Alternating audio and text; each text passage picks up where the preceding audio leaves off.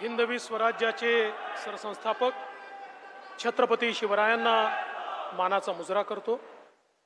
भारतीय राज्यघटनेचे शिल्पकार भारतरत्न डॉक्टर बाबासाहेब आंबेडकर यांना मानवंदना अर्पित करतो।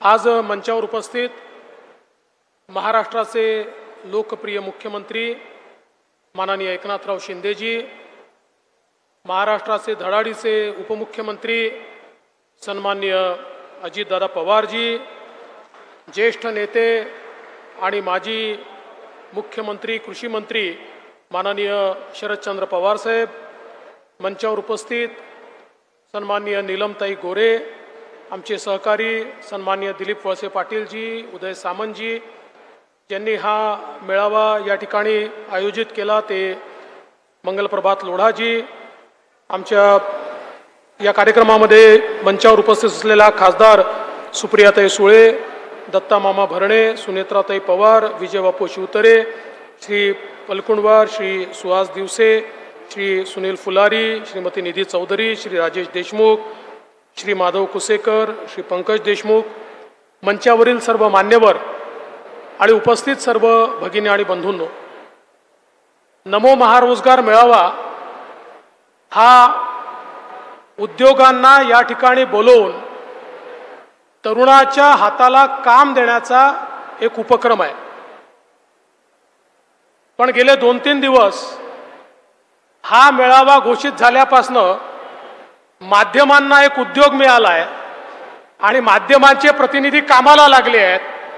त्यामुळे त्यांचे मी आभार मानतो की आमच्या या मेळाव्याला त्यांनी प्रचंड प्रसिद्धी गेल्या 2-3 दिवसात या ठिकाणी मिळवून दिली आणि हा मंच या गोष्टीचा साक्षीदार आहे की एखादं चांगलं काम जर करायचं असेल तर महाराष्ट्रामध्ये ही राजकीय संस्कृती आहे की आम्ही सगळे मिळून चांगली कामं करू शकतो आणि म्हणूनच आज हा महारोजगार मेळावा या ठिकाणी होतोय आणि निश्चितपणे 55,000 पदं अधिसूचित या ठिकाणी करण्यात आली आहेत। याचा अर्थ काय आहे तर एकीकडे मोठ्या प्रमाणात उद्योगांना मानव संसाधनाची आवश्यकता आहे।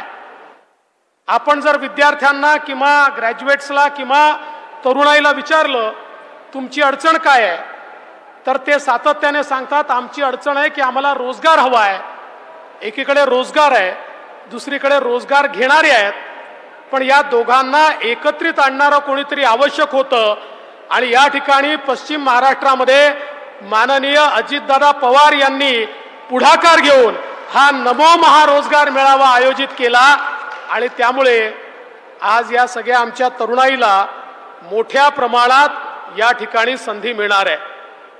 खरं म्हणजे आम्ही जे राजकारणात काम करणारे लोक आहोत, आम्ही सगळे कंत्राटी कामगार आहोत। आम्हाला दर 5 वर्षांना आपला कंत्राट जो आहे तो त्या ठिकाणी रिन्यू करावा लागतो। चांगलं काम केलं तर आमचा कंत्राट रिन्यू होतो, चांगलं काम नाही केलं तर लोक आम्हाला घरी बसवतात।